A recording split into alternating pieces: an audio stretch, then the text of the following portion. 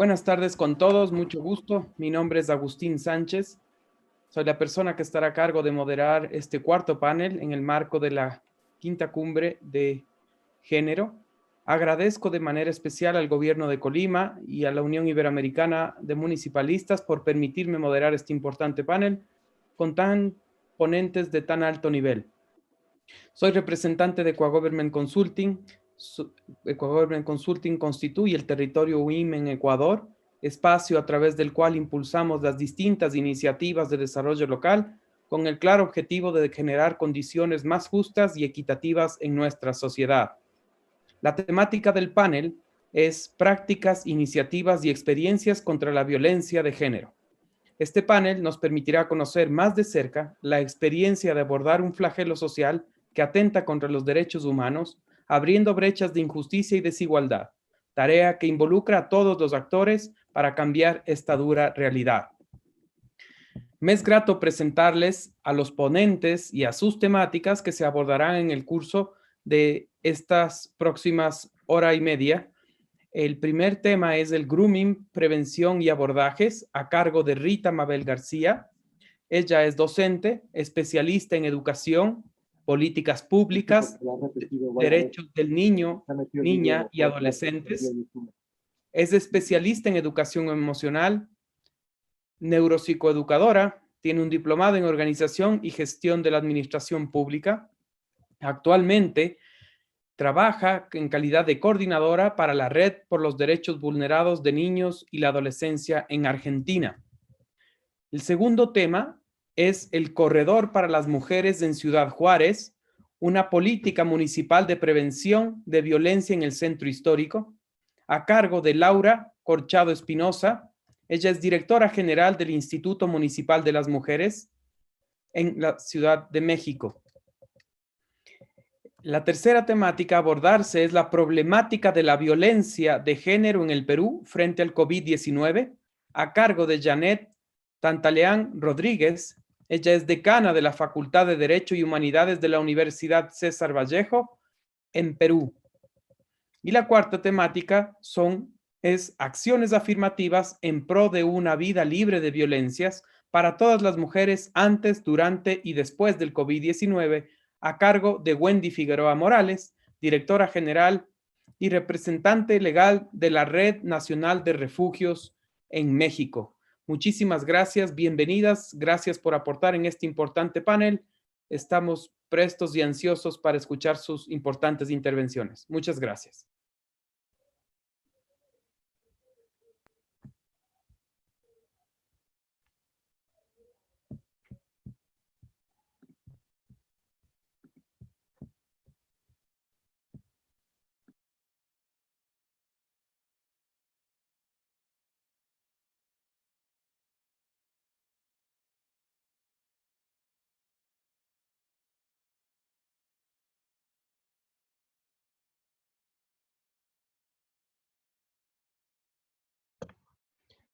En esta cumbre virtual iberoamericana de agendas locales de género, el tema que preparé es sobre grooming. Sé el cambio que quieres ver en el mundo. Rita Mabel García, de Buenos Aires, Argentina. El tema, como dije, es grooming. Entender una realidad nos ayuda a prevenirla. ¿Qué es el grooming? Es la captación de niños en línea. Es el proceso por el cual un individuo, por medio de Internet, trata de ganarse la amistad de un menor de edad con fines sexuales, a veces mediante la webcam, que permiten compartir la explotación sexual entre las redes de delincuentes sexuales, y a veces llega incluso a reunirse con el menor para perpetrar el abuso sexual. El grooming es el engaño intencional de un adulto hacia un niño, niña o adolescente a través de las redes sociales con el propósito de ejercer alguna forma de violencia sexual. Los adultos que realizan grooming suelen generar un perfil falso en una red social, sala de chat, entre otras, haciéndose pasar por un chico o una chica, creando una identidad falsa, buscando generar confianza para poder entablar una relación con el niño o niña que quieren acosar. En Argentina, cada 13 de noviembre se conmemora el Día Nacional de la Lucha contra el Grooming, ciberacoso o acoso de menores por Internet, ya que ese mismo día se sancionó la Ley 26.904, que describe al grooming como un delito penal. Actualmente, en la provincia de Buenos Aires, según los datos de la Procuración General, son o hay 798 los expedientes sobre grooming. Entonces, el grooming se define como el acoso sexual en Internet a niñas, niños y adolescentes, y en Argentina es un delito de diciembre de 2013 y se incorpora, como le dije anteriormente, la Ley 26.904, tipificada en el artículo 131 del Código Penal. El grooming es la nueva modalidad del abuso sexual contra las infancias. Puede haber abuso sin contacto físico y delito que no solo aumentó en Argentina por la cuarentena, sino también a nivel mundial. Hernán Navarro, que es el presidente del Grooming Argentina, la definió como una especie de tormenta perfecta para el incremento de los casos. Salen a la casa permanentemente, por lo cual hay alguien pescando en una pecera, la mal llamada pornografía infantil entra dentro del delito de grooming. El grooming no es un delito informático. El grooming es un delito sexual, delito que se ejecuta a través del medio tecnológico. Pues un pedófilo que fantasea y siente atracción por niños, niñas y adolescentes, y el pederasta es quien ejecuta el abuso, la violación, luego llamado pederasta digital. Como dijimos, el grooming deriva del verbo inglés groom, que se refiere a las conductas de acercamiento o preparación con un fin determinado. Los datos que publicamos voluntariamente y los que publican terceros sobre nosotros dejan una huella que difícilmente se puede borrar y nos expone abiertamente. Muchos de nuestros datos circulan en el mundo virtual, pero sus consecuencias son absolutamente reales. Como les dije anteriormente, las denuncias aumentaron en un 30% durante el aislamiento social preventivo y obligatorio por el coronavirus. La conexión permanentemente de los chicos y chicas frente a los dispositivos y en las redes sociales es una puerta abierta para que los pedófilos cometan los delitos de grooming o el tráfico de imágenes de menores, conocida como la mal llamada pornografía infantil. ¿Qué peligro enfrentan los niños? ¿Quiénes son estas personas que se esconden en perfiles falsos?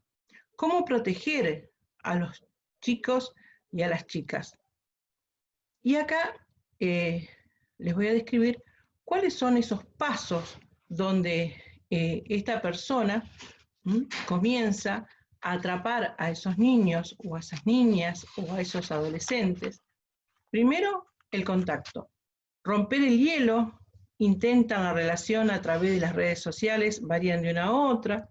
La construcción de vínculos, comienzan a preparar el terreno, buscan profundizar lo que ellos ya han indagado o se han informado a través de las redes.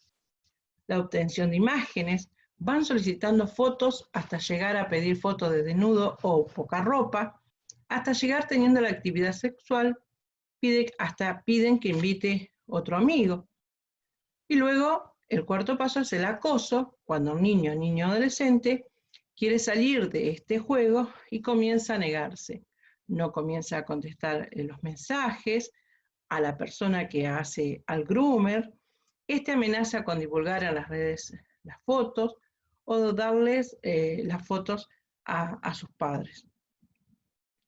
Hay un programa que es el de niños el programa de niños contra la explotación sexual de niñas, niñas y adolescentes, y grooming, impulsado por el Ministerio de Justicia y Derechos Humanos, dice, como ya también lo repetí anteriormente, que hay muchas consultas sobre estas temáticas, donde nosotros tenemos una línea donde se puede llamar en forma gratuita para consultar, y esta línea está abierta a las 24 horas, los 365 días del año en la Argentina, y también donde brindan una posible resolución del tema.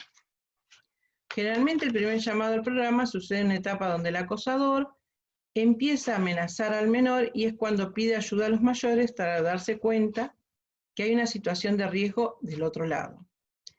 En el primer contacto con el menor suelen ocurrir intercambios de fotografías o archivos, pero el niño no percibe una situación de riesgo o de peligro hasta que llegan las amenazas y comprende que algo está sucediendo.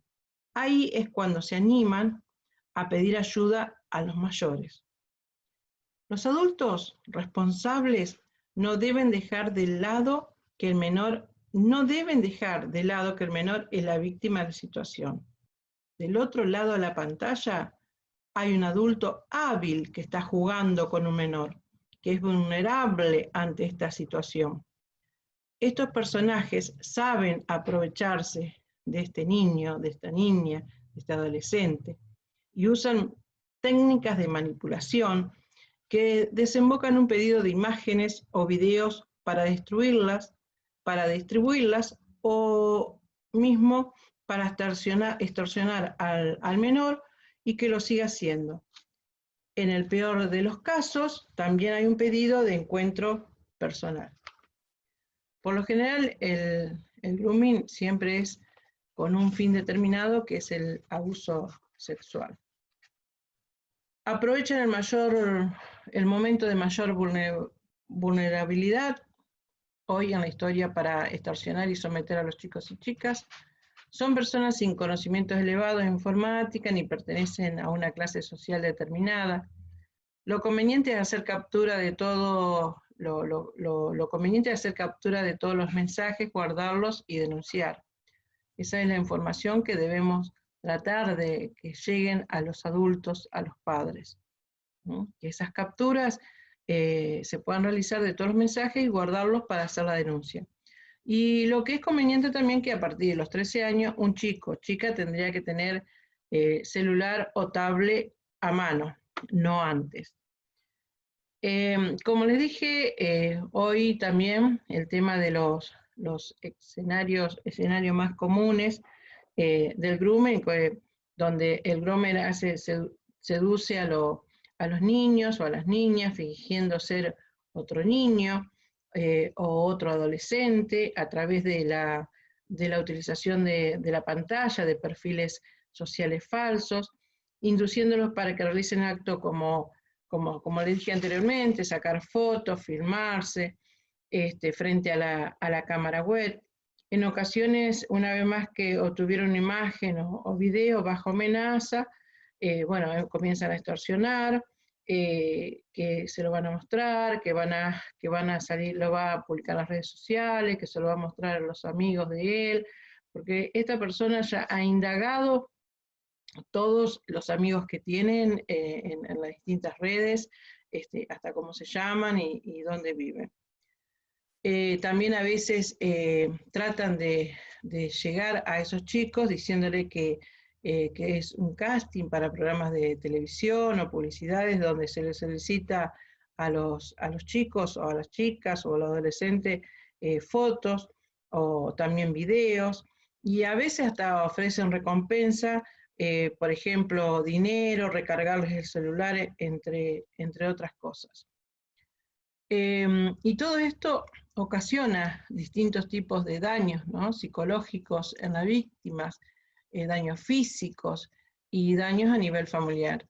Y como lo dice acá, daños psicológicos en la víctima es la depresión infantil, el descenso de la autoestima, la desconfianza, los cambios de humor repentinos y bruscos, el bajo rendimiento académico, el aislamiento, las alteraciones del sueño y de la alineación, de la alimentación e intentos de suicidio. Los daños físicos en la víctima, las heridas, los traumatismos, las lesiones derivadas de los actos sexuales denigratorios que el ciberacosador lleva a cabo sobre la víctima, ¿no? Violaciones, vejaciones, esto es cuando llega al contacto con la víctima. Y daño a nivel familiar y la falta o empeoramiento de las relaciones y la comunicación a nivel familiar, los chantajes a la propia familia por parte del acosador. Nosotros en la Argentina, en el año 2017, hubo un caso muy cruel de una adolescente de 13 años que salió a encontrarse con esa persona que decía ser una chica y resulta que era un hombre de 21, 22 años, donde ella fue a encontrarse con él y la mató. A partir de ese momento fue cuando se comenzó a trabajar en la parte del grooming y se estableció esta ley.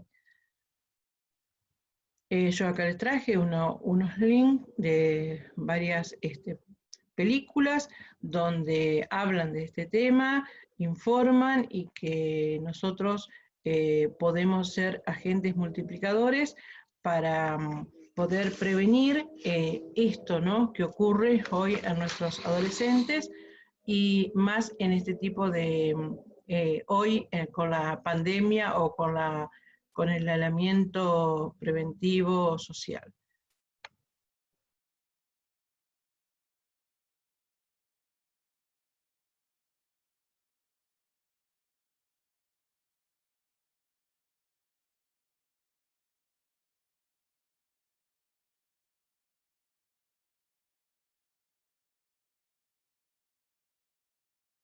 Hola, ¿qué tal?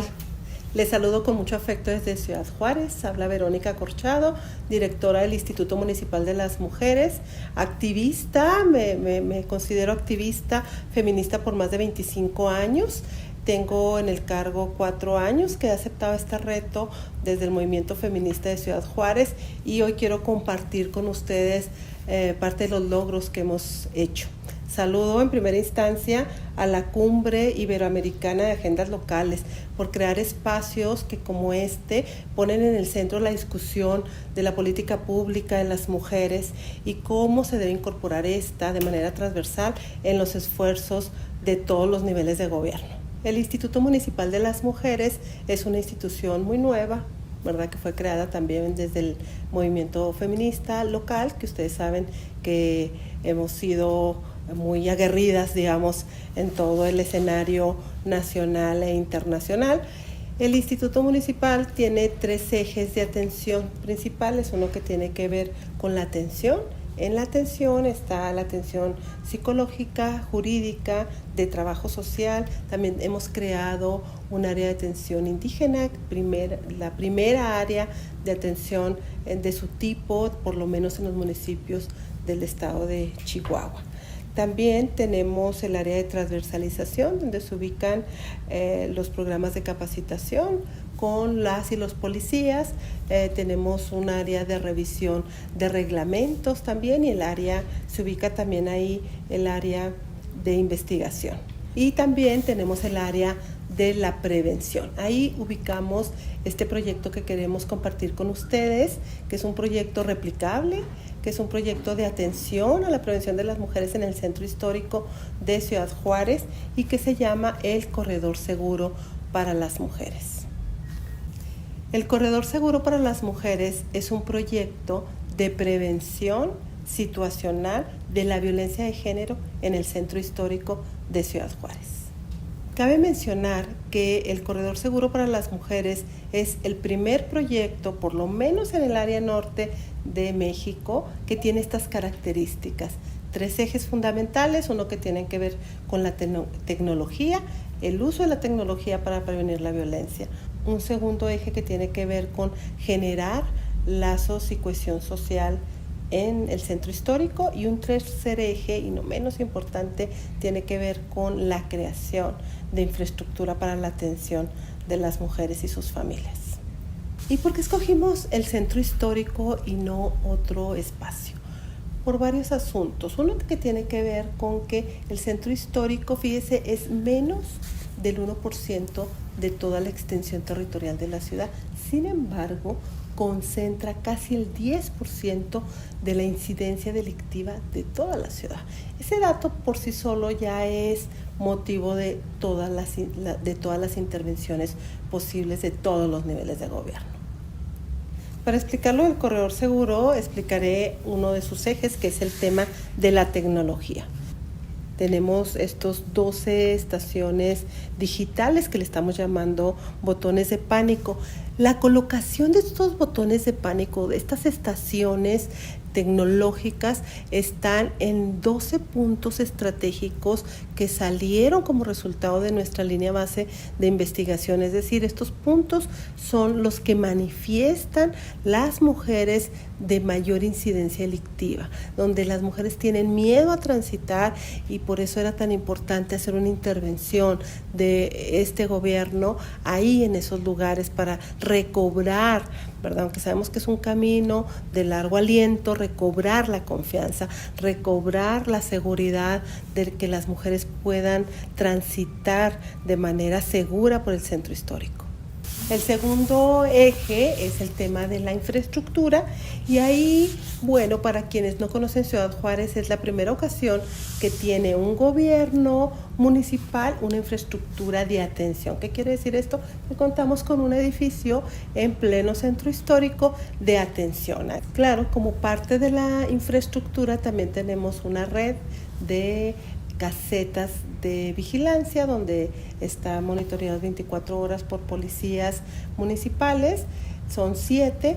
También tenemos 5 baños públicos, y algo bien interesante y quizás innovador que ustedes pueden replicar en sus ciudades, en sus países, es que estos baños públicos son atendidos por promotoras comunitarias con perspectiva de género, estas señoras que atienden, que ven, que vigilan quienes entran a los baños y que giran cierta información sobre necesitas algo, te puedo facilitar una llamada, estamos para ayudarte, estamos para servirte. Yo creo que eso es muy importante de los gobiernos, porque luego a veces se hacen acciones frías, distantes y demás. Tenemos que invertir en las personas. En conclusión, por este eje de infraestructura contamos con un edificio, tenemos una red de 5 baños públicos, tenemos una red de 7 casetas de vigilancia. Se han hecho algunas adecuaciones a las calles periféricas de aquí del centro histórico, y bueno, se ha generado una señalética especializada para el corredor seguro. En fin, son muchas cosas que hacen que, aunque sea una tarea de largo aliento, vayamos construyendo las bases de una ciudad diferente, de una ciudad incluyente, de una ciudad segura. Justo para que sea segura es que el tercer eje tiene que ver con la comunidad. Inversiones van, inversiones vienen, pero si no trabajamos con la comunidad, los gobiernos tienen que hacer comunidad. Y eso es parte de las tareas del Instituto Municipal de las Mujeres, que ha venido generando acercamientos para crear consejos de comerciantes, para crear acercamientos y consejos con las y los jóvenes de las escuelas aquí cercanas, hacia generar acercamiento con otras dependencias que generan intervención en el centro histórico.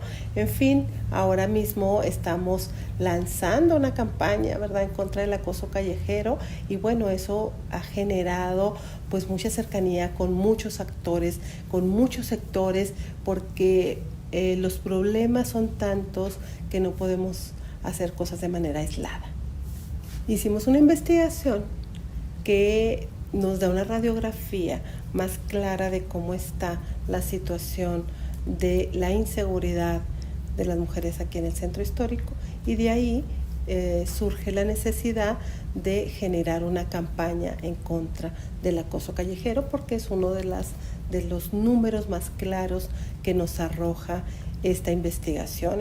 Por ejemplo, uno de los datos más alarmantes, que seguramente está en Ciudad Juárez, pero también en el resto del país, es que de cada 10 mujeres, 6 manifiestan haber sido tocadas en el centro histórico o en el transporte público de la ciudad.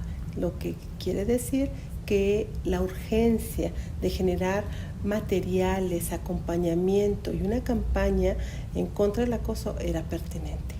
Por eso, justo en medio de esta pandemia, necesitábamos de alguna manera hablarle a la comunidad, hablarle particularmente a los hombres, que generalmente siempre que hacemos cosas, los gobiernos, las activistas, le hablamos a las mujeres, ¿verdad?, como víctimas, pero en esta ocasión les queremos presentar esta campaña que también es para toda la ciudad, pero particularmente para el centro histórico, justo, y es rechazar el acoso callejero también en sana distancia.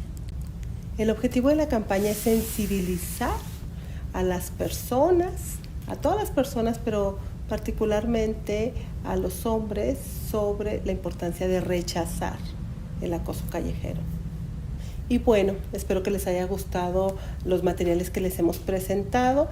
Esta campaña, esta iniciativa del Corredor Seguro para las mujeres se puede ser altamente replicable en cualquiera de sus municipios, en cualquiera de sus comunidades. Juárez siempre tiene mucho y va a tener mucho de qué hablar. Esperemos ser no solamente el epicentro del dolor, como hemos sido por los últimos 20 años, sino también tenemos la esperanza de ser el epicentro de nuevas historias, de nuevas esperanzas y de nuevas construcciones. Ojalá les haya gustado.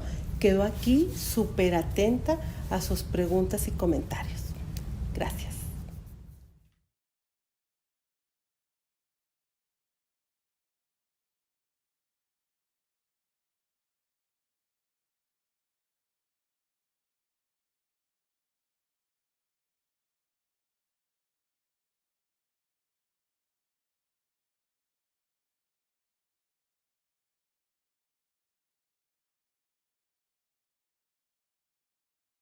Soy la doctora Yanet Tantarian Rodríguez, decana de la Facultad de Derecho y Humanidades de la Universidad César Vallejo en el Perú. Deseo expresar mi saludo y agradecimiento a todos los organizadores de la Quinta Cumbre Iberoamericana de Agendas Locales de Género.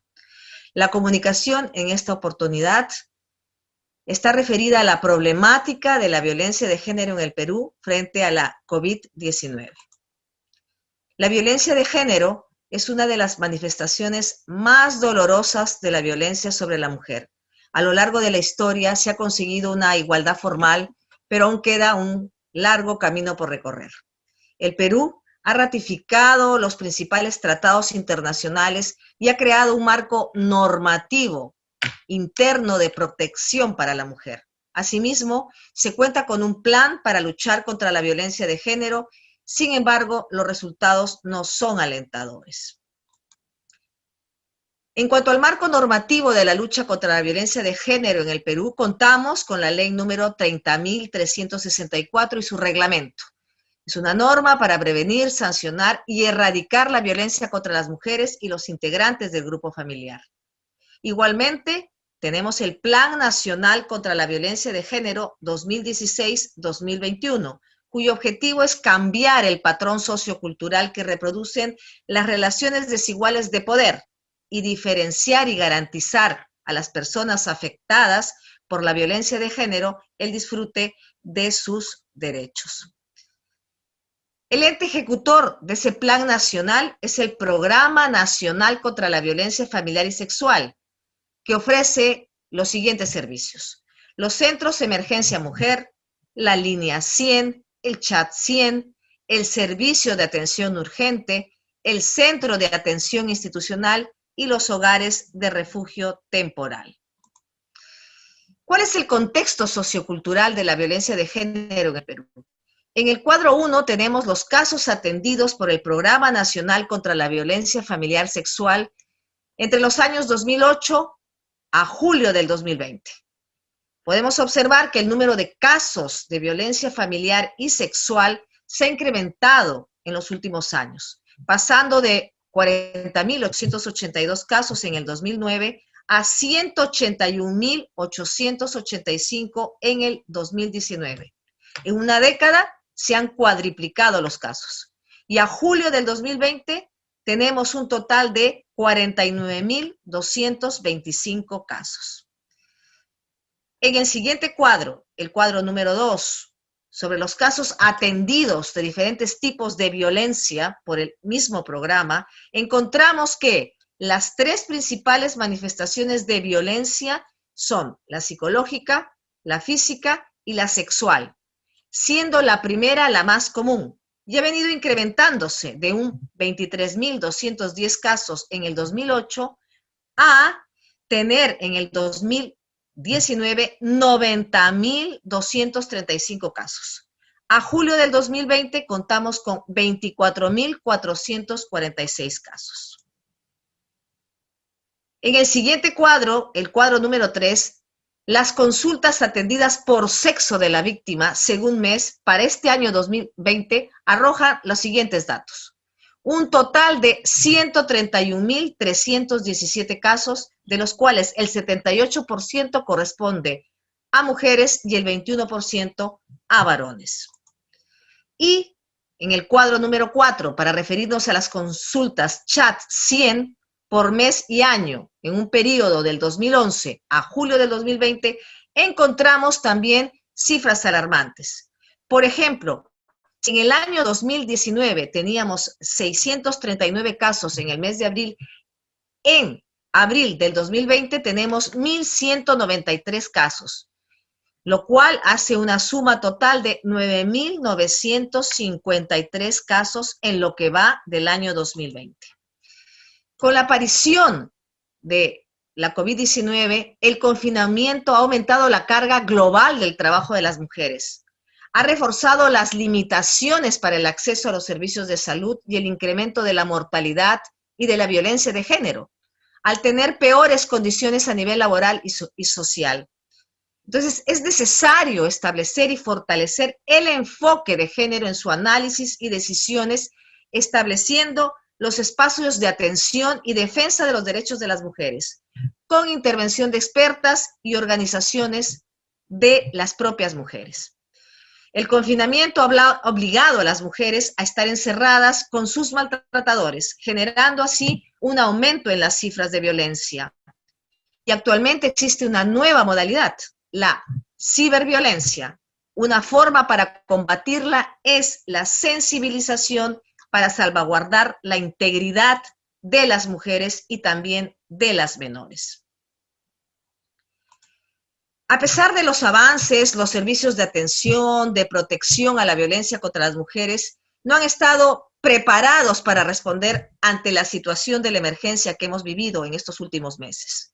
Deben entonces atenderse las necesidades inmediatas como las de salud, alimentación y acceso a la justicia y destinar recursos suficientes para responder a esta difícil problemática. Además de promover las estrategias específicas de empoderamiento y recuperación económica de las mujeres. ¿A qué conclusiones podemos llegar? En el Perú se requiere una mayor capacitación para los jueces y fiscales que ven los casos de violencia contra la mujer y de esa manera cambiar la percepción social de impunidad frente a estos casos.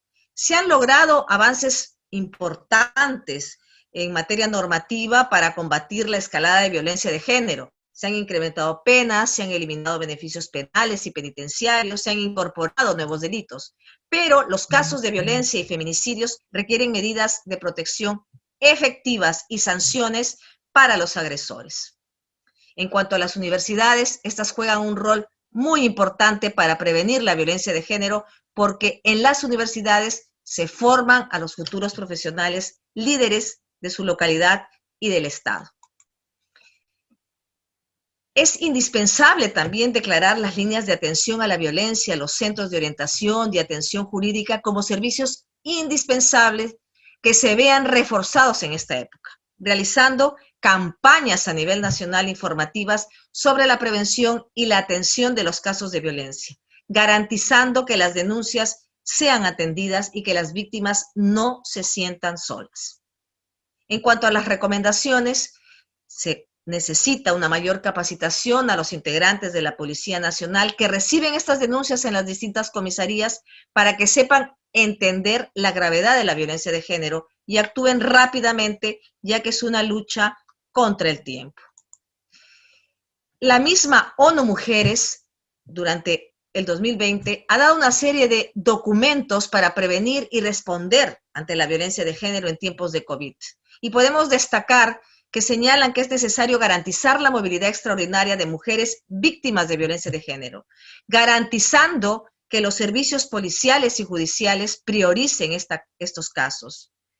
Asimismo, señalan que se deben poner en marcha todas las medidas especiales que se necesitan para las diferentes necesidades de las mujeres en fase de recuperación, impulsando a las organizaciones de mujeres y coordinando campañas de comunicación conjunta que sean dirigidas tanto a las víctimas como a los posibles agresores.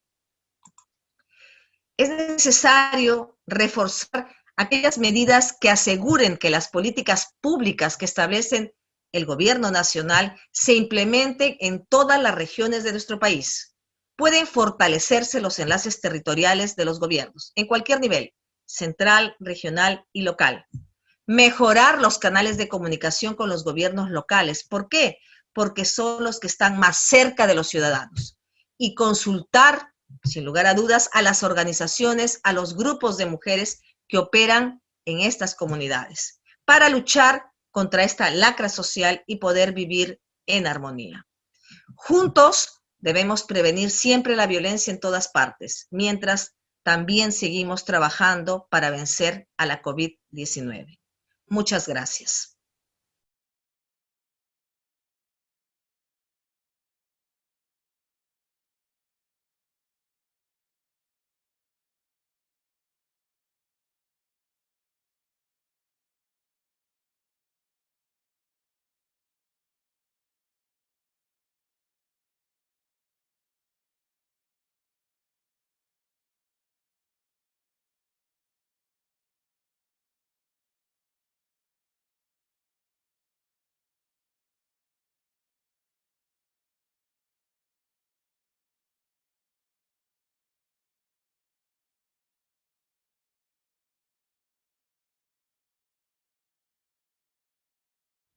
Hola, es un placer estar con ustedes en esta quinta cumbre iberoamericana y en representación de la Red Nacional de Refugios y todas sus organizaciones integrantes, compartirles qué es lo que venimos haciendo como organización feminista para atender esta doble pandemia que estamos viviendo en nuestro país y a nivel mundial, que es el COVID-19 y las violencias machistas. Como sabemos, el COVID-19 ha venido a evidenciar las discriminaciones, las desigualdades y las violencias estructurales que vivimos todas las mujeres en todas las diversidades y en todas nuestras etapas de vida a nivel mundial. Y México no es la excepción. En México, cada día son asesinadas 11 mujeres en promedio. Cada 2 horas y 29 minutos una niña o una mujer es asesinada. Esto es el resultado de la falta de acceso a la justicia, de la falta de políticas de Estado intersectoriales, integrales, con enfoque de género, derechos humanos e interculturalidad que garanticen la vida y la seguridad de las mujeres en el ámbito público y privado. Para poder hacer frente a esta doble pandemia, el COVID-19 y las violencias machistas, las organizaciones de la sociedad civil y las colectivas feministas somos quienes hemos estado en la primera línea de actuación. Es así que durante este tiempo y ya por estos 5 primeros meses de pandemia que vivimos en México, la Red Nacional de Refugios ha estado implementando diversas acciones para poder atender las demandas y las necesidades de las mujeres, niños y niñas en situación de violencia. La campaña Aislamiento sin Violencia no está sola, tiene 3 vertientes. La primera va dirigida precisamente a las mujeres en situación de violencia a través de materiales creativos, diversos, incluyentes, con mensajes en lengua de señas mexicanas, en lenguas indígenas, para niños y niñas, para todas las personas, para disminuir situaciones de riesgo. Y bueno, pues estrategias también de qué hacer ante una situación de riesgo, cómo pedir apoyo, cómo llamarnos. Esto viene de la mano con la atención vía telefónica, las 24 horas del día, todo el año, ya sea en redes sociales o a través de las líneas, para mujeres en situación de violencia, teniendo en tan solo estos 5 primeros meses, de marzo a julio del 2020, un incremento del 71% de personas atendidas en nuestros 69 espacios de atención, protección y prevención a nivel nacional y en nuestras redes de atención telefónica y sociales, en comparación al mismo periodo del 2019. Hemos visto también el incremento de las violencias durante el confinamiento contra la población infantil. El 51% de niños y niñas que ingresaron a refugios refirieron haber sido víctimas de violencia física o sexual durante el tiempo en que tendrían que estar protegidos en casa por el COVID-19. Esto nos lleva precisamente a la segunda vertiente, que es pues hacer y crear conciencia colectiva, que es a través de la creación de redes solidarias, comunitarias, donde la sociedad tiene un papel fundamental para romper el silencio y denunciar cualquier situación de violencia que escuchamos, que vemos o que sabemos que está alrededor de alguna mujer que conozcamos. Esa es una vertiente fundamental donde también la ciudadanía empieza a hacer conciencia, y esto es importante decirlo, que ha tenido un efecto de impacto sobresaliente. Realmente un gran porcentaje de llamadas conforme iba pasando el confinamiento eran precisamente de redes de apoyo, dado que la mujer no podía llamar por la presencia del agresor. Entonces, estas redes sociales, comunitarias, de asumir una responsabilidad para dejar de tener una sociedad violenta y machista, son fundamentales. Y la tercera vertiente de nuestra campaña está dirigida precisamente al Estado mexicano, es decir, a todas las instituciones gubernamentales a nivel federal, estatal y municipal que están obligadas y que tienen el compromiso de garantizar la vida y la seguridad de las mujeres en lo público y en lo privado, para que precisamente actúen con responsabilidad, con la emergencia que requiere esta atención de forma urgente en apego a los derechos humanos, para que realmente garanticen los derechos de las mujeres, niños y niñas antes y durante el confinamiento, proponiendo también estrategias y acciones colaborativas para que el gobierno mexicano y las organizaciones de la sociedad civil podamos hacer frente a esta doble pandemia que vivimos y que es muy diferenciada contra las mujeres, niños y niñas por las desigualdades y discriminaciones que vivimos por razones de género. Nos hemos sumado a otras acciones y a otras campañas precisamente para poder extender nuestras atenciones y poder llegar a más mujeres y a más personas para hacer conciencia y cambiar esta cultura de tolerancia a las violencias contra las mujeres y transformar justo hacia una cultura de cero tolerancia a cualquier forma de violencia machista. Es así que nos sumamos con el colectivo Constelaciones y con la empresa Epson para impulsar y llevar a cabo la campaña Luces de Ayuda, una campaña maravillosa que implica proyectar en espacios públicos donde transitan varias personas, en paredes de casas, de edificios, de espacios habitacionales, precisamente con mensajes de mujeres sobrevivientes de violencia, para que otras mujeres que estén en esa situación puedan identificar que no están solas, que se puede salir de esta situación de violencia y que para ello cuentan con organizaciones como la Red Nacional de Refugios para acompañarlas en su toma de decisión en este camino hacia la libertad y una vida libre de violencia. También hay mensajes para la sociedad, para las personas, para los transuentes, que puedan mirarlos y saber que en ellos también y en ellas está la posibilidad de hacer un cambio y de alzar la voz para romper con situaciones de violencia.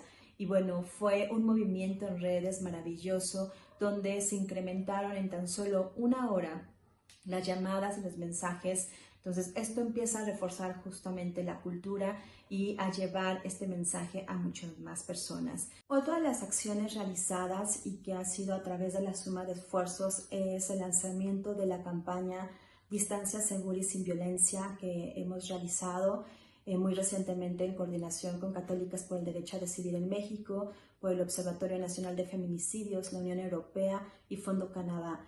Es una campaña que, además de tener estas características de acompañar a las víctimas de violencia en México, también se llevan a cabo acciones de perifoneo, acciones directamente en la comunidad para llevar información a esas comunidades marginadas que no tienen acceso a redes sociales, por lo que se distribuyen en lugares públicos justamente para que las mujeres puedan tener información al respecto, incluyendo también spot a través de lenguas indígenas y perifoneo. Es una campaña importante porque se suman las acciones y la experiencia de dos redes nacionales, como es el Observatorio Nacional de Feminicidio y la Red Nacional de Refugios, con más de 20 años de trabajo ininterrumpido para promover el derecho de las mujeres a vivir libres de violencias. ¿Cuáles han sido los resultados de estas acciones que hemos realizado? Acciones que seguramente seguirán y que continuaremos creando más estrategias y más alianzas porque pues la pandemia de las violencias contra las mujeres no se detiene aquí, lamentablemente continúa en aumento y esto nos lleva a seguir constantemente creando creativamente estrategias y alianzas con todos los sectores públicos y privados para poder pues cubrir en la mayoría de las posibilidades como organizaciones de la sociedad civil, con los recursos limitados que tenemos, que además es importante decirlo, pues las necesidades y pues el derecho que tienen a vivir libres de violencia. Hemos atendido a más de 23,000 mujeres e infantes, lo que significa prevenir feminicidios y restituir derechos. Generamos estadísticas y documentos de análisis como nuestro recién informe de los discursos a los hechos que les invitamos a conocer. En él hacemos un análisis profundo sobre las políticas públicas y los presupuestos en México. Nuestra principal recomendación ante esta doble pandemia es poner en el centro de la actuación los derechos humanos de las mujeres con políticas de Estado integrales e intersectoriales.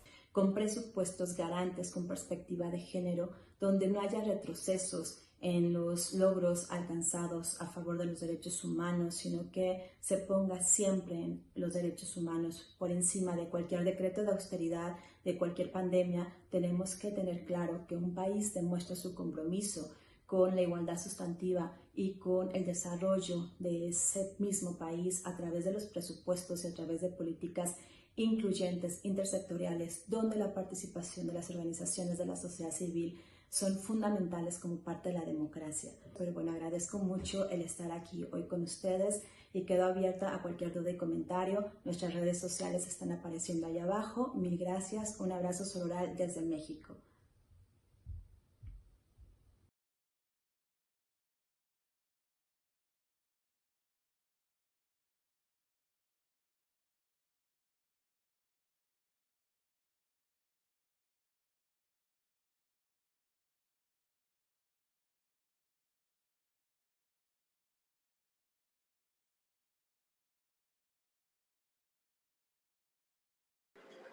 Estimados panelistas, pueden ir activando sus cámaras, sus audios. Al moderador, por favor, también le pedimos que active su cámara y su audio. Agustín, podemos empezar. Antes habréis apagado el YouTube y el, ¿cómo se llama? Y el fila cero. Muchas gracias, José, y gracias por las intervenciones, las importantes intervenciones de nuestros panelistas que han abordado las distintas temáticas previstas para este panel número 4. En este contexto han surgido ciertas dudas o inquietudes por parte de la audiencia que nos está siguiendo en las distintas redes sociales. Me voy a permitir hacer una ronda de preguntas con un tiempo aproximado de 3 minutos para cada una de las panelistas que pueda responder las siguientes inquietudes. Empezaré por Rita García y la pregunta es la siguiente. ¿Cómo detectar que un niño o niña esté siendo víctima de grooming?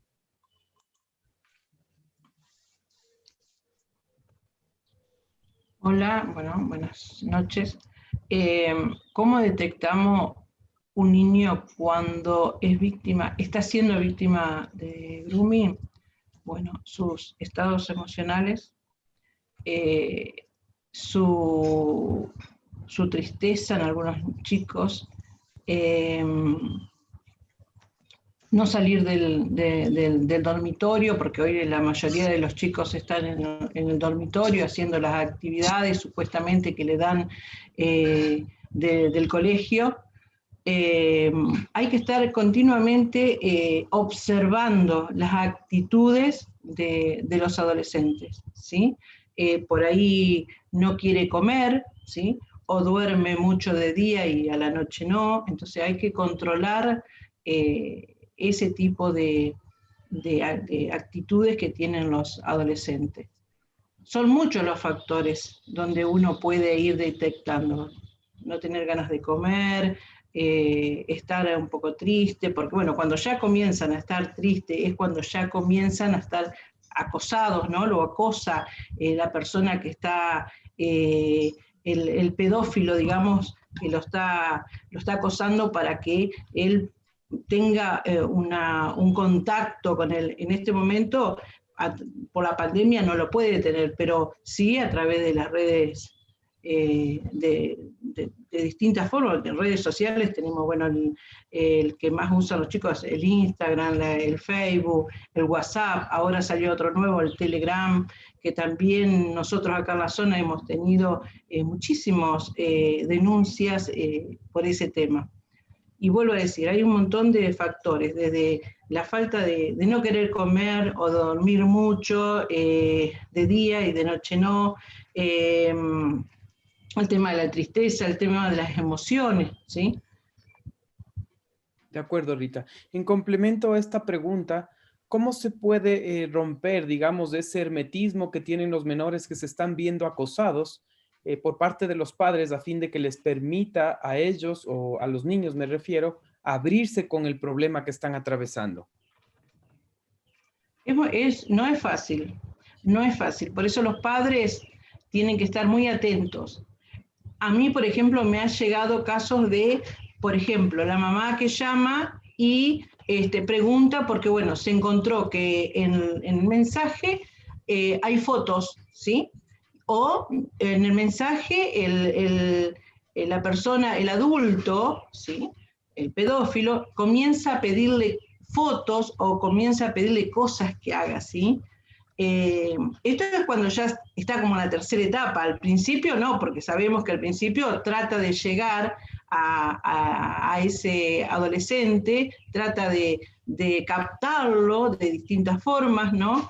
¿Qué haces? ¿A qué hora estás más solo? ¿Qué hacen tus padres? ¿Qué ropa te gusta ponerte? Bueno, entra esa confianza, digamos, para que el chico llegue. Y como hoy en día los chicos están mucho tiempo solos, más allá que estamos en pandemia, ¿sí? Los chicos están muy solos, y más en una habitación donde ellos hacen solamente las tareas, porque no quieren tampoco venir a hacerla al lugar donde están los padres. Bueno, sucede todo esto. Nosotros en la Argentina ha aumentado en el tiempo de pandemia muchísimo, las estadísticas son muy altas, y en el mes de mayo más todavía el tema del grooming, ¿sí? Muchísimo, muchísimo, muchísimo. Cuando no era pandemia, también había, y el único objetivo era del abuso sexual, ¿sí? Acá en Argentina sucedió en el año 2017, como lo dije ahí, un caso de una adolescente de 13 años que a través de las redes sociales conoce a otra chica, ¿no?, de la misma edad que ella. Cuando van a encontrarse no era la chica, era un adulto de 22 años que, bueno, trató de abusarla y la mató. A partir de ahí empezó la ley de grooming, que hay una pena de 4 a 1 año. No es fácil, no es fácil aquellas mamás que tenemos hijos, digamos, o nietos adolescentes, sabemos que no es fácil, porque el chico hoy en día se enoja cuando uno lo está observando o le pregunta. Otra de las preguntas que nosotros tenemos que hacerle, bueno, ¿con quién chateaste? ¿Quién es? ¿Qué youtuber te gusta? Y nosotros también ver esa parte. Muchísimas gracias, Rita. Agradezco por atender estas inquietudes. Voy a dar el paso a Laura con la siguiente pregunta. ¿Cuál ha sido la importancia de la tecnología para mejorar la infraestructura urbana para la prevención situacional de la violencia de género? Hola, buenas tardes a todas y a todos. Justo. Bueno, nosotros hemos podido constatar que a través de la tecnología que ya está ahí para utilizarla para la sociedad y demás, poderla utilizar a favor de la prevención. En la primera instancia, el primer año, se creó una aplicación, No Estoy Sola, y esa aplicación permitía o permite, ¿no?, que una mujer pueda con solamente mover su celular, poder georreferenciar y poder llegar ahí no la policía, sino su red de la chica, de la mujer que activa la aplicación. Y eso para nosotros es muy importante, debería de ser para la sociedad, porque más que ponerla a la policía, que en algunos casos ahí puede haber todo un debate, yo creo que es importante para el tema de su red primaria, su mamá, su novio, su esposo puedan llegar y saber a través del celular dónde está esta mujer. Además, en el caso de los botones de pánico o estos modelos interactivos, ahí puedes conectarte al internet. Hemos visto que muchas mujeres no tranquilas, por ejemplo, en el celular, pueden llegar a cargar su celular. Pero además, en caso de alguna emergencia, pueden mandar un mensaje, pueden conectarse al internet, pueden hacer uso de eso sin esperar hasta que lleguen a su casa. Entonces me parece que el tema de la tecnología hoy por hoy está poco explorada para prevenir la violencia en el espacio público. Yo creo que el Corredor Seguro ha hecho el esfuerzo, creo que todavía se puede potenciar, mejorar, explorar grandemente, pero nos parece interesante. Yo creo que también, bueno, pueden seguir a través de las redes sociales lo que estamos haciendo al respecto de cómo va mejorándose la propia metodología. Laura, entonces podríamos decir que más allá de la capacidad o las posibilidades que se pueden abrir con el uso de la tecnología para enfrentar esta problemática, desde la experiencia que tú has atravesado, ¿existen ya resultados concretos a través del uso de la tecnología en la lucha de este flagelo social? Debo decir que es temprano. Nosotros hicimos una línea base de investigación en el centro histórico, que si bien es cierto que ya sabíamos que era sumamente peligroso, porque voy a decir, para quien no conoce, Ciudad Juárez, digamos, el 50% de las niñas que se perdieron entre los 90 hasta el 2005 y que después fueron encontrados sus restos en otra parte de la ciudad, las tomaron del centro histórico. O sea, hay una cosa ahí que se requería hacer una intervención en el centro histórico. Entonces, hicimos una línea base que permitió saber que de cada 10 mujeres que transitan el centro histórico, 6 manifiestan hacerlo de manera muy insegura, en alto riesgo. Eso fue la línea base hace 3 años. Nosotros consideramos que el siguiente año es un buen tiempo para medir cómo esos ciertos indicadores pueden bajar. ¿Cuál es el indicador que yo quisiera que bajáramos? Que las mujeres pueden transitar de manera segura. Es decir, que si no es el 100%, por lo menos dices de cada 10, 6, bueno, por lo menos que más mujeres puedan transitar sin ese miedo que te consume. Yo no sé si eso le pasa a los hombres, pero las mujeres cuando tenemos miedo, está bien canijo poder dar paso sin pensar que te vienen siguiendo o que te va a pasar algo. De eso se trata, de que las mujeres, las niñas, los jóvenes puedan transitar por un espacio, yo no te voy a asegurar 100% seguro, medianamente seguro, y para eso es la intervención en todos los ámbitos. En el tema tecnológico, creación de infraestructura, creación de redes de contención, y todo va enfocado a lo mismo, a que las mujeres sepan que hay infraestructura y atención en el espacio público. Muy gentil, Laura. Muchas gracias. Voy a dar el paso a Janet con la siguiente inquietud.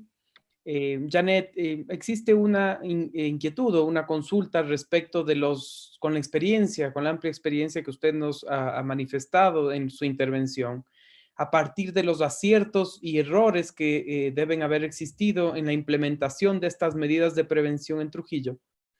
¿Qué nos podría compartir a los distintos municipios de Iberoamérica a fin de optimizar o ser mucho más eficientes en la implementación de este tipo de medidas y no recurrir en esos errores, así optimizando, como decía yo, tiempo y dando mejores resultados para el público objetivo de estas medidas? Muy buenas tardes con todos, muchas gracias. Una pregunta sumamente interesante. Efectivamente, los resultados, las consecuencias de la COVID-19 han hecho aún más evidentes las desigualdades en el mundo, y en el caso de mi país, Perú, no es de excepción, ¿no? Entre ellas las de género. Entonces, para muchas mujeres, la violencia doméstica es una amenaza que se ha ido agravando en estos tiempos, sobre todo de aislamiento, ¿no? Desde organizaciones internacionales, en alianza con gobiernos locales, en Lima, en mi ciudad, Trujillo, también han estado respondiendo a esta pandemia en la medida de sus posibilidades y en clave de género, para poder atender, para poder proteger a las potenciales víctimas, ¿no? Hay una data que señala que el 60% de feminicidios o femicidios, como se conoce en otros países, en el Perú ocurren en el hogar. Esta data viene de acuerdo con el Observatorio de Criminalidad del Ministerio Público, el Ministerio Fiscal. En emergencias como esta, según ONU Mujeres, según el PNUD, los riesgos de violencia contra las mujeres y las niñas han aumentado en este espacio privado, de tal manera que la frase hogar, dulce hogar, aquí no representa ese contenido ni ese significado, ¿no? El Estado peruano ha liderado esfuerzos a través del Ministerio de la Mujer y Poblaciones Vulnerables para frenar esta violencia doméstica durante la crisis sanitaria. No ha sido suficiente, ha sido criticada, también hay ese lado, ¿no? El estado de emergencia se ha ampliado en innumerables ocasiones a través de los decretos y las normas correspondientes dadas por el gobierno central, y hemos visto que la línea 100, el chat 100, las llamadas y las atenciones a la mujer, pues también se han incrementado en esas cifras. Pero, por ejemplo, el PNUD, en alianza con municipalidades como la de Lima, la de San Juan de Miraflores, la de Villa El Salvador. Villa El Salvador fue premio de Asturias en el año 86, de tal manera que es un modelo distinto, ¿verdad?, a nivel de municipalidades en mi país, han implementado iniciativas desde los gobiernos locales a partir de ese enfoque de género, ¿no? Para llegar adentro de los hogares de las familias peruanas, de estos distritos, por ejemplo, durante la crisis, con mensajes, pero también con acciones de sensibilización para prevenir la violencia y promover la igualdad, ¿no? No ha sido fácil llegar con esta información respecto a temas que involucran, pues, la privacidad de un hogar, ¿no? Pero hemos encontrado diferentes caminos, diferentes rutas para esa prevención, ¿no? Ha habido municipalidades que han intentado y han logrado llegar con presupuesto transferido por el gobierno central. En ese sentido, sí hay que recalcar que se necesita ayuda y ampliación de los presupuestos a nivel de gobiernos locales, a través de canastas de víveres que llevan mensajes, ¿no?, sobre violencia basada en género, responsabilidades también compartidas, masculinidades y maternidades absolutamente sanas. Y también se han replicado a través de las redes comunitarias, ¿no? Es importantísimo la participación de las comunidades, de las organizaciones de base, de las organizaciones de expertas, y han precisado y han apoyado en los distritos y en los ámbitos geográficos correspondientes. Otro camino también ha sido frente, por ejemplo, un proyecto muy interesante que vi en uno de los distritos, a través de quienes están en esta primera línea de la pandemia, recolectores y recolectoras de residuos orgánicos que han tenido que continuar trabajando y que hicieron una campaña también interesante en las unidades móviles para sensibilizar y para proteger y prevenir en la lucha contra el género, ¿no? Este es y sobre todo en algunos casos en la Policía Nacional del Perú, que, dicho sea de paso, tiene que también lograr una mayor capacitación para poder entender en qué consiste, ¿no?, es el tratamiento que se debe dar a estas víctimas de violencia de género.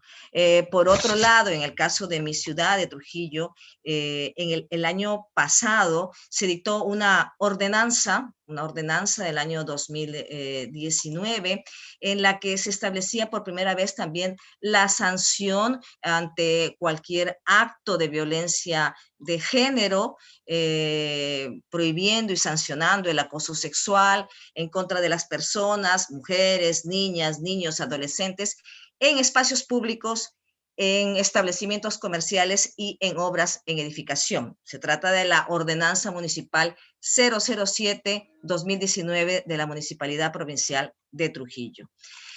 Desde la academia, que es el espacio en el que yo trabajo como decana de una facultad de Derecho y Humanidades de la Universidad César Vallejo, con aproximadamente 12 campus a lo largo y ancho de todo el territorio peruano, quiero señalar que hemos trabajado en base a un observatorio de género que tenemos en la universidad, que viene trabajando desde el año 2018, sobre todo con aquellas experiencias en la práctica de lo que se llama aprendizaje-servicio a través de proyectos de empoderamiento para la mujer. Muchas gracias.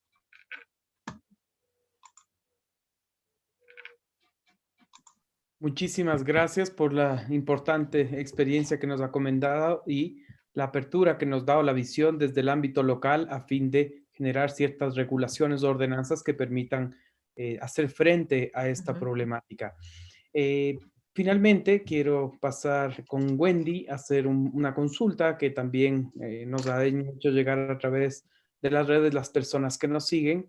Y es la siguiente. ¿Cuál es la principal problemática que se ha percibido con relación al aumento de violencia de género durante el confinamiento producto del COVID-19?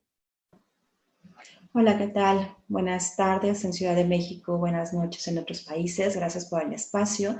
Y bueno, es una pregunta sumamente interesante y no solamente es la principal causa, ¿no? Hay muchas causas. Las violencias contra las mujeres son violencias sistémicas, estructurales y asimismo son justo las situaciones y los factores que llevan a que se incrementen. Primero, esto, como lo decía yo, no es nada más una cuestión en México, es a nivel internacional, que el COVID viene a hacer visible todas las desigualdades históricas y las discriminaciones que vivimos las mujeres en todas nuestras diversidades, mujeres indígenas, discapacitadas, de la tercera edad, mujeres afro, mujeres migrantes, de la diversidad sexual, niñas, adolescentes. Esto se viene a agravar. El COVID viene, me parece, y eso creo que todos los gobiernos tendrían que identificar justo, que es una oportunidad para saldar la deuda que tienen históricamente con el derecho de las mujeres, niñas y adolescentes a vivir libres de violencia. Y está enmarcado precisamente en atender las brechas de desigualdad y las discriminaciones de las que somos víctimas las mujeres durante todo lo largo de nuestra vida y en diferentes espacios, como ya lo hemos dicho y las compañeras lo comentaron, en lo público, en lo privado, en las redes sociales. Hoy día, y eso es el foco más rojo que nos preocupa y nos ocupa en la Red Nacional de Refugios, no hay ningún lugar seguro para ser mujer. No hay lugares seguros para poder estar ni dentro ni fuera de casa, ni en las redes sociales. El patriarcado, que es justamente este sistema patriarcal que nos tiene en opresión, es como la humedad y se transmina en todos los espacios, ¿no? Y por eso necesitamos, y es lo que nosotras hemos estado planteando desde las organizaciones de la sociedad civil y algunos otros gobiernos se han sumado a poder poner en el centro de esta actuación los derechos humanos de las mujeres, pero también la participación, y quiero seguirlo recalcando, ya lo dijeron algunas de las compañeras, pero la participación de las organizaciones de la sociedad civil y también de las mujeres. Más del 50% de la población mundial que vivimos estos tipos de violencia y que además siempre he creído eso. Son las expertas en sus historias y son las que nos van a decir, como hicieron en el diagnóstico en Juárez, qué es lo que necesitan. Si seguimos haciendo políticas desde el escritorio, sin tomar en cuenta a las mujeres, sin preguntarles qué necesitan, con qué se van a sentir seguras, qué es lo que podemos aportar, vamos a seguir haciendo y teniendo propuestas alejadas de una realidad sin enfoque de género, derechos humanos y, por supuesto, también sin presupuesto, ¿no? Necesitamos presupuestos locales, estatales, municipales, presupuestos que cobijen realmente el derecho que tienen las mujeres. El derecho de las mujeres a vivir libres de violencia no tendría que estar ni siquiera en discusión, ni tendría que estar en ajustes presupuestarios, ¿no?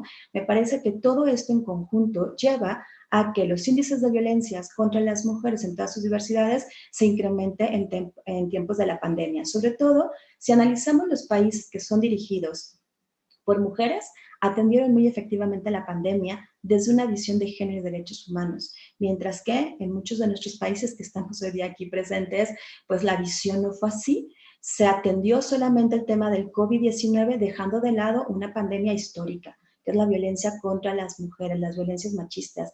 No podemos olvidar que hay una pandemia que no se atiende con vacunas, que se atiende con presupuesto, con reeducación, con cambios de políticas, donde todas las instituciones realmente se comprometan a hacer un cambio profundo. Mientras no hagamos eso, vamos a seguir teniendo parches o curitas que no van a subsanar. Necesitamos de verdad hacer un cambio fundamental, entonces no podemos hablar de una sola problemática, es una problemática integral, intersectorial, y así tiene que ser la demanda y las acciones. Me parece importante que tendríamos que, y por eso hablo de las oportunidades, creo que es posible cambiar historias, por eso estamos aquí construyendo y alzar la voz, y hay experiencias en otros países de buenas prácticas, donde se ha atendido en paralelo, conjunto, con la misma prioridad, el COVID-19 y las violencias contra las mujeres y el impacto diferenciado que está teniendo la pandemia para las mujeres, niñas y adolescentes. Hay que replicarlo, hay que ver que funciona en nuestros países, por supuesto, en nuestros contextos, en nuestra cultura, pero es importante poder aprender de esto. Me parece que es una gran oportunidad para que hagamos un cambio real, efectivo, donde todas las voces sean tomadas en cuenta. Y por eso celebro esta cumbre, porque solamente a través de la suma de acciones, de escucharnos, de reconocernos y ver qué es lo que podemos sumar, podemos tener una mirada integral para poder atender la problemática. Pues bueno, el tema no es menos, es un gran reto que tenemos como ciudadanas, como feministas, como organizaciones de la sociedad civil, como gobiernos, como países, pero me parece que si empezamos a hacer cosas distintas, como ahora sí poner en el centro de la actuación los derechos de las mujeres, entonces podremos hablar de cambios. Eso es lo que tendría que compartir y gracias por el espacio. Muchísimas gracias, Wendy, por la óptica que nos dejas y la definición clara de la problemática. Yo quiero agradecerles a todas ustedes por el tiempo y por sus profundas y profesionales exposiciones que nos han compartido esta tarde. Antes de cerrar con este panel, quiero realizar ciertas conclusiones que distan mucho del profesionalismo o del contenido que ustedes nos han entregado. He hecho un esfuerzo para no alejarme del objetivo de cada una de sus exposiciones. Y en el marco de ese respeto, agradezco nuevamente lo que nos han compartido hoy. Por una parte, Rita nos ha hablado del considerable incremento del grooming en las actuales circunstancias que atraviesa principalmente la Argentina y en general los países que sufren los efectos de una pandemia, en que menores... ¿Sí? Agustín, sí. ¿Puedo sugerir algo? Nosotros estamos hablando, ¿no?, el tema del femicidio y la gran cantidad que hay de femicidio, ¿sí? Tenemos que empezar, ¿sí?, a prevenir. Y la forma de prevenir es hablamos también de violencia familiar, de violencia doméstica, de violencia institucional. Hay una cosa que tenemos que comenzar a prevenir, y una de las cosas es el maltrato infantil. El maltrato infantil, donde ese niño que está en un hogar violento, luego va a ser violento, ¿sí? No todos, pero nosotros tenemos una gran cantidad de femicidios y nunca nos preguntamos qué es lo que pasó a ese hombre para matar a una mujer de esa forma, ¿sí? Ese varón, ese hombre violento nació de una mujer. Nosotras somos las que parimos a esos hombres violentos, ¿sí? Nosotros somos las que damos la educación y somos las que estamos. Entonces nosotras las mujeres somos las que tenemos que interiorizarnos, informarnos, y tenemos que también ver lo que nosotros a veces tenemos una pareja violenta o un hombre violento, no pensamos en nuestros hijos, pensamos solamente en nosotras, en estar bien nosotras, y no es así. Entonces tenemos que trabajar mucho en el tema de la concientización, ¿sí?, de visibilizar, de sensibilizar, de hacer ver que nosotros tenemos que empezar. ¿Cuándo vamos a comenzar a tratar estos temas de la prevención? ¿Y desde dónde tenemos que comenzar? Desde las escuelas. Tiene que haber un compromiso. los gobiernos locales, lo dicen hace unos años atrás, vimos los Objetivos de Desarrollo Sustentables, donde trabajan en forma conjunta los gobiernos, las instituciones y las asociaciones civiles, ¿sí? Donde tienen que estar relacionados educación, salud, gobierno, seguridad. Estamos vulnerando los derechos humanos, derechos de las mujeres, derechos de los niños. ¿Nosotros quiénes? Nosotros los adultos, los que están en un lugar en el poder, en los gobiernos. Eso quería decirles. Gracias. Excelente, Rita. Creo que es una muy buena precisión y aclaración desde la temática que tú abordaste, dado que es importante el entorno como una causa en la cual los niños y niñas se crían, como una causa de la violencia de género. Ese tema que actualmente están atravesando los menores, que se encuentran mucho más expuestos a los medios tecnológicos, abre un desafío a los gobiernos en sus distintos niveles a fin de fortalecer políticas públicas que reduzcan este tipo de amenazas con la inclusión y fortalecimiento de penas en los distintos sistemas jurídicos, como nos comentabas desde la experiencia de Argentina. Por otra parte, Laura comentaba la experiencia de su municipio de Corredor Juárez sobre aspectos muy comunes, como resulta el acoso callejero en distintos espacios públicos, lo cual ha generado un interés de la administración en establecer espacios públicos seguros dentro del centro histórico de la ciudad de Juárez, que aborden la problemática que atraviesan las mujeres ante ciertas amenazas. ¿Qué es lo que se busca? No solo implementar medidas frías, sino un acercamiento cálido a través de personas o promotoras que tengan un contacto directo y motiven a generar aspectos, se vinculen a iniciativas ya sea de denuncias o que se sientan por parte de quienes les hacen las consultas interesadas de su problemática. Se busca construir medidas a largo plazo con un contacto directo para todas las personas que hacen uso de los espacios públicos y principalmente vinculando a la comunidad. Por su parte, Janet nos habló y nos presentó cifras bastante dramáticas sobre el incremento de la violencia física, psicológica y sexual en el Perú durante la pandemia del COVID, lo cual implica que la crisis no es solo un tema sanitario y no solo un tema social y económico, sino también se vincula a los derechos humanos y a una problemática que enfrentan frente a esta amenaza del maltrato hacia las mujeres. Por ejemplo, citaba una cifra del mes de abril de 2019 versus el abril del 2020 que prácticamente duplicaba el número de casos. Es decir, el confinamiento ha agudizado las condiciones sociales y laborales de las mujeres durante la pandemia, pues se encuentran en muchos casos encerrados con sus maltratadores. Desde ahí surge una necesidad de incluir la óptica de igualdad de género y de respeto a los derechos humanos a adaptarse durante la pandemia. Las medidas a adoptarse por los gobiernos no pueden estar ajenos a la perspectiva de género. Finalmente, Wendy nos habla también de unas notorias cifras de incremento de violencia sexual, física y psicológica en niños y niñas. Y frente a esta temática o esta problemática se han realizado acciones efectivas de creación de redes solidarias y comunitarias, principalmente para denunciar los actos de violencia. No solo como canales aislados, sino que vinculan a un tema de la comunidad que empuja y motiva a tomar estas acciones efectivas. Habló o destacó una campaña de luces de ayuda con vinculación de la empresa privada, que generan mensajes vistosos en espacios públicos de mujeres sobrevivientes a actos de violencia. Esto motiva a la gente y genera una cultura de respeto hacia las mujeres y a las familias violentadas, experiencia que tiene la capacidad de ser replicada en varios municipios.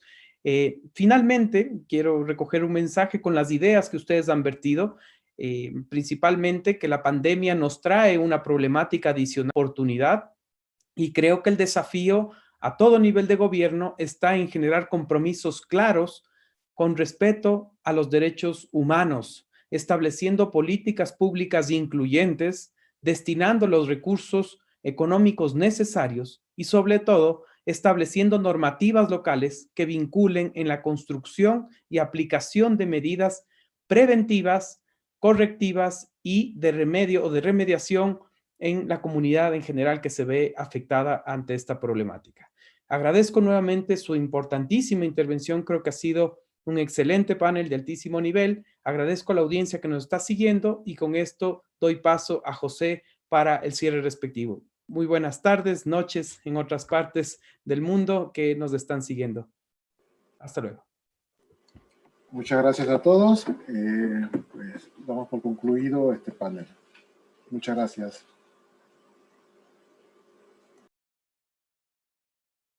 Nos vemos dentro de 2 años.